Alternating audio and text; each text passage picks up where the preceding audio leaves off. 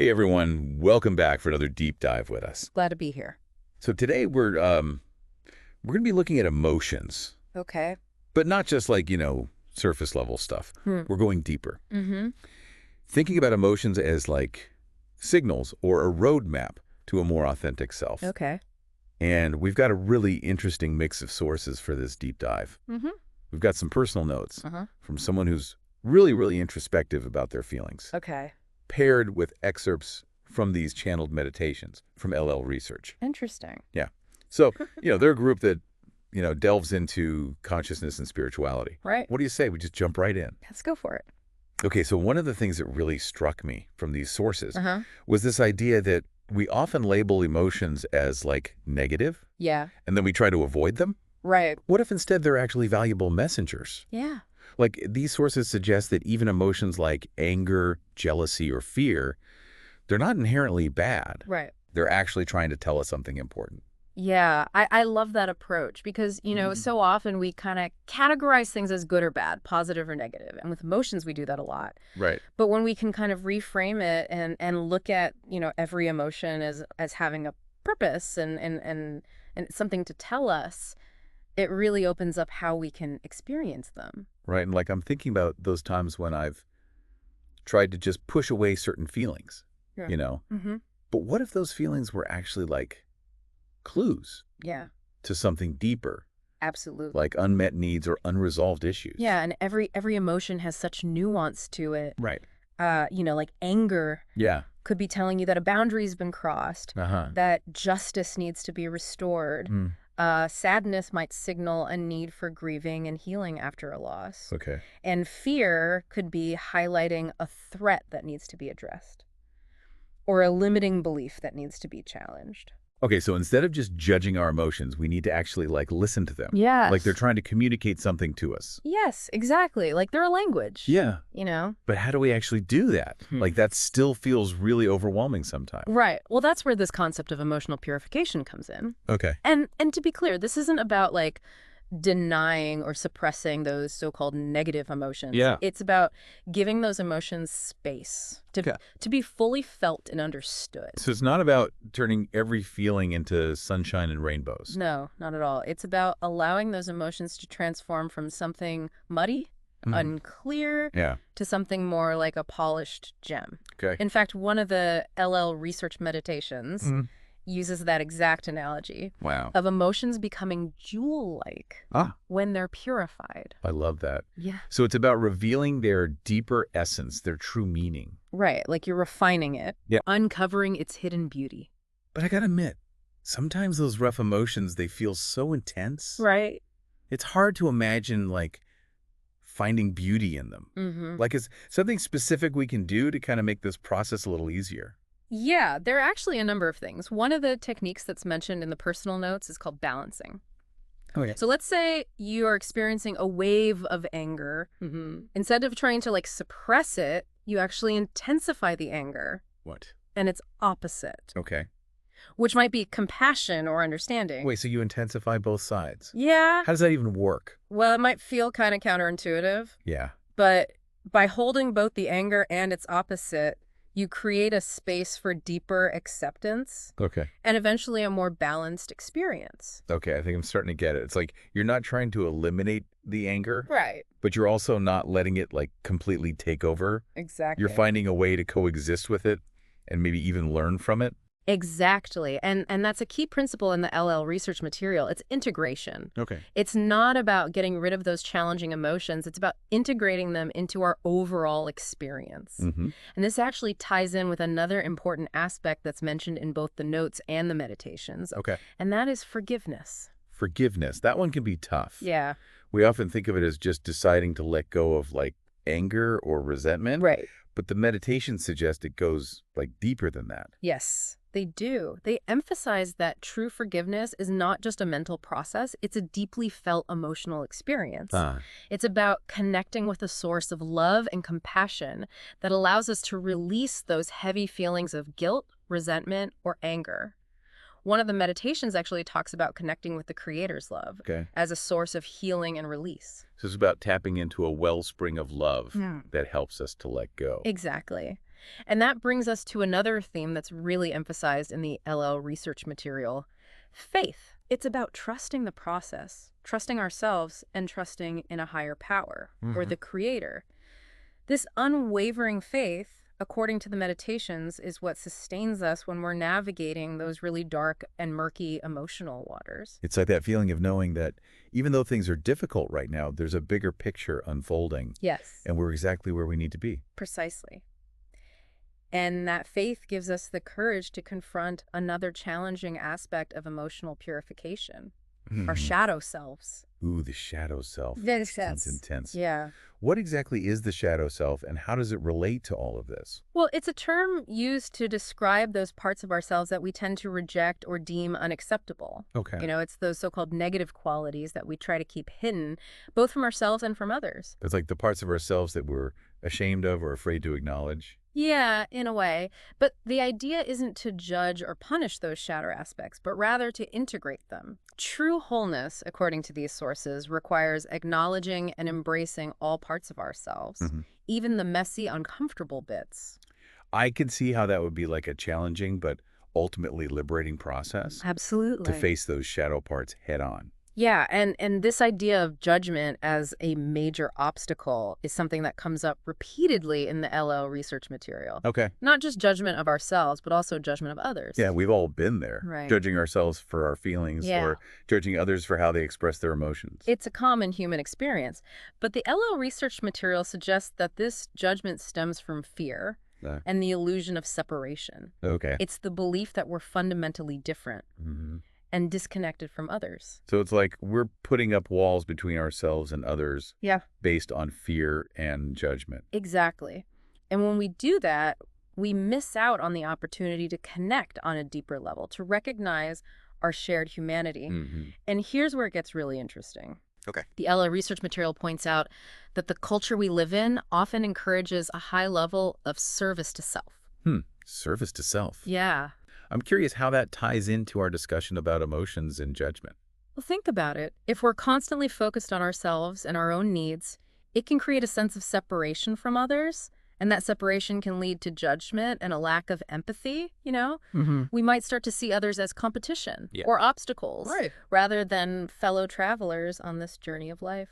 That's a really interesting point. So in a way, this focus on service to self could actually be hindering our emotional growth. It's a possibility worth considering. The LL research material suggests that early life choices, often made to serve family instead of self, could limit our access to the full spectrum of emotional experience. It makes me think about how we're often taught to prioritize others' needs above our own, Right. especially like within family structures. Yeah. But perhaps there's a balance to be found. Right. A way to honor both our own needs and the needs of others. Absolutely. It's not about swinging to the opposite extreme of complete self-absorption, Right. but about finding that sweet spot where we can both nurture ourselves and contribute to the well-being of others. So coming back to this idea of emotional purification, Uh-huh. it seems like there are a lot of layers to unpack. We've talked about listening to our emotions, Right. balancing opposing feelings, Mm-hmm. forgiveness, Yeah. faith, Yeah. and confronting our shadow selves. It's a lot to take in. It's definitely a journey, not a quick fix. Right. But the beauty of this approach is that it offers a path toward greater self-awareness and emotional freedom. And it's not about achieving some kind of perfect emotional state. Right. It's about learning to navigate the full spectrum of human emotions with more grace and understanding. Precisely. It's about recognizing that even the so-called negative emotions have a purpose, a message to convey. And as we learn to listen to those messages, we can start to transform those emotions from sources of pain and confusion into sources of wisdom and growth. It's like we're turning those emotional storms into opportunities for learning and transformation. Exactly. And that's where the practical techniques offered in both the personal notes and the LL research meditations become so valuable. Okay.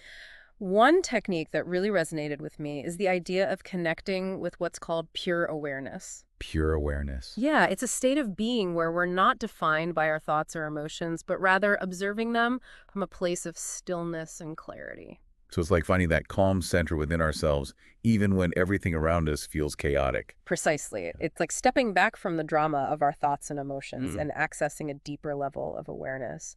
The personal notes actually suggest using breath work and visualization exercises to connect with this pure awareness. Those are tools I've experimented with before, and I can definitely see how they could be helpful in creating that sense of inner peace and stillness. Absolutely. And the LO research meditations emphasize that this connection with pure awareness Mm-hmm. is a powerful antidote to the fear and judgment that often fuel our emotional reactivity. It's like we're shifting from a limited perspective to a more expansive, compassionate awareness. It Exactly. reminds me of that saying, you are not your thoughts, you are the observer of your thoughts. It's about Yeah. creating that separation between ourselves and our emotional experiences so we Yeah. can respond with more wisdom and clarity. Exactly. And as we cultivate this more expansive awareness, we also start to see the emotions of others with greater understanding and compassion. It's like we're moving from a me versus them mentality to a we're all in this together perspective. And that shift has the potential to transform not only our individual lives, but also our collective experience. The LO research material points to the interconnectedness of all beings, Mhm. emphasizing that as we heal and purify our own emotional landscapes, we contribute to the healing of the collective consciousness. It's a beautiful idea. It's like we're all drops in the same ocean. And as we each become more clear and pure, the entire ocean It's benefits. a powerful ripple effect. So it's not just about personal growth, but about collective evolution. Right. It's about contributing to a more compassionate and harmonious world. And that brings us to a crucial question.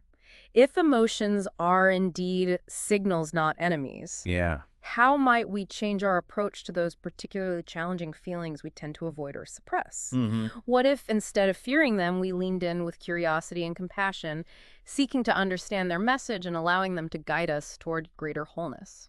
It's a really powerful question. It makes me think about all the times I've tried to push away those difficult emotions instead of facing them head on. It's a natural human tendency, but these sources invite us to consider a different approach, Uh-huh. an approach rooted in acceptance, understanding, and ultimately love. It's like we're being asked to befriend our emotions, Right. even the ones that feel scary or uncomfortable. But how do we actually do that? How do we move from fear and resistance to a place of genuine acceptance? One of the suggestions from the personal notes is to start with the simple practice of noticing. So? Just bringing a gentle awareness to our emotions as they arise, Hmm. without judgment or resistance. So instead of trying to change or fix our emotions, we're just observing them with curiosity. Exactly. It's like we're becoming emotional scientists studying our inner landscape with an open mind and a compassionate heart. That's a great analogy. It takes the pressure off of having to get it right Mm. and allows us to simply explore our emotions with a sense of wonder and curiosity. And from that place of curiosity, we can start to ask ourselves those deeper questions. Okay. What is this emotion trying to tell me? What unmet need or unresolved issue is it pointing to? It's like we're deciphering a secret code, unlocking the hidden messages within our own hearts. It sounds like we're being encouraged to become more fluent in the language of our emotions. Yes, exactly. And as we become more fluent, we may find that, those challenging emotions are not enemies to be feared, Right. but guides pointing us toward greater wholeness and understanding. It's a shift in perspective, isn't it? Right. Instead of seeing emotions as something to be controlled or suppressed, Mm. we're learning to embrace them as valuable sources of information. And one of the things that really stood out to me from both sets of source material is this idea that, we're not alone on this journey. Okay.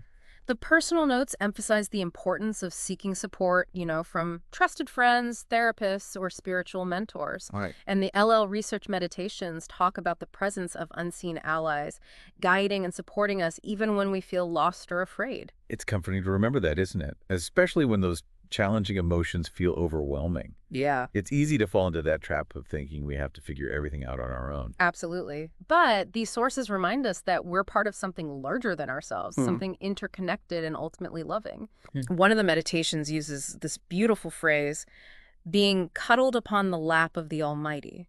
Wow. It evokes this sense of being held and supported by a love that's beyond our comprehension, Yeah. a love that's always present even when we feel lost or afraid. That imagery is so powerful. It reminds me of the times I've felt completely lost and alone, Mm-hmm. and then something shifted, and I felt this wave of peace wash over me. Yeah. Like I was being held and supported by something much bigger than myself. It's a reminder that even in the midst of our struggles, we're never truly alone, Right. and that interconnectedness extends beyond our personal experience. Okay. The LL research material speaks to the idea of a collective consciousness, Mm-hmm. suggesting that as we heal and purify our own emotional wounds, Yeah. we contribute to the healing of the whole. So it's not just about our individual growth and All well-being, right? but about contributing to a collective shift toward greater love and understanding. Precisely. It's like we're all threads in this intricate tapestry. Yeah. And as we each become more vibrant and whole, the entire tapestry becomes more beautiful and resilient. And that brings us back to the transformative power of emotional purification. It's not just about feeling better on an individual level, it's about contributing to a collective awakening. It's a powerful idea, isn't it? Mm-hmm. That our individual journeys of emotional healing and growth can actually have a ripple effect, creating positive change in the world around us. And the LL research meditations encourage us to trust in this process, to have faith that even amidst the darkness and chaos of the world, Yeah. there's a divine plan unfolding, a plan that's ultimately leading us toward greater unity and harmony. So even when things feel difficult or overwhelming, Right. we can remember that we're not alone. Mm-hmm. We're loved. Yeah. We're supported. Yeah. And we have the power within us to transform our emotional landscape and contribute to a more beautiful and harmonious world. Beautifully said. The LL research material offers a powerful reminder that we are all interconnected, all part of the same divine source. As one excerpt puts it, if one is illuminated, are not all illuminated. What a beautiful thought to end on. It's a reminder that our individual journeys of emotional purification have the potential to ripple outward, illuminating the world with greater love and understanding. Well, thank you for taking this deep dive with us. This was great. Yeah, it's my pleasure. And to everyone listening, we hope this has inspired you to explore the depths of your own emotional world with curiosity, compassion, and a sense of adventure. Until next time, keep diving.